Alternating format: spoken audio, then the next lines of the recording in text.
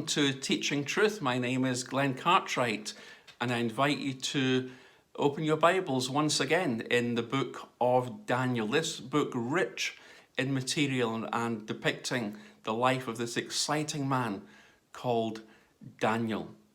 You'll recall that we have already looked at Daniel's culture, and we've already looked at Daniel's courage, wedded with his courtesy, and considered what that might mean for us. And today we're looking at Daniel's circumstances. Now I would invite you to flick over to Daniel chapter 6. And you'll see that from the snapshot of his life there, by this point in time the Babylonian Empire has disintegrated. And having been destroyed, an emperor by the name of Darius takes over and appoints Daniel to one of the top 3 jobs in government.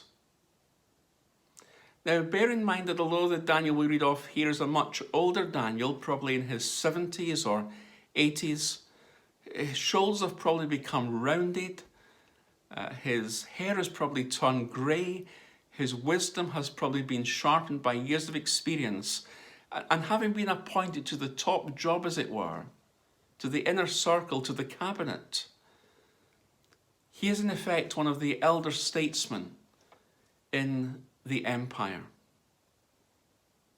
And yet, because of Daniel's background, remember the godliness that had been built into his life, he had not allowed the position that he had been appointed to, as it were, go to his head. We read that Daniel was a man who took time to pray 3 times every day. So here was a man in his 70s or 80s who, however far he had advanced, he had never forgotten his early years, those years in which godliness had been built into his life. Here was a man who had never forgotten God, because God was in his name, as we discovered the other day. Here was a man who had been put in that most important position by God, where he would have access to the emperor in a way that few others would, and yet Daniel still had that quality of openness into his life, of humility, of dependence upon God, rather than on his own resources or pride.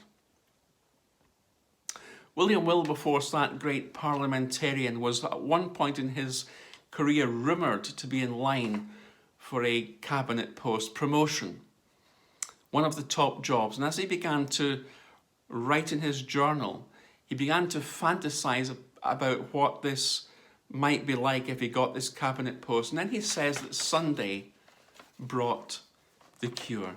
Blessed be Sunday. For it was on this day of the week when earthly things assumed their true size and ambition was stunted. Blessed be Sunday.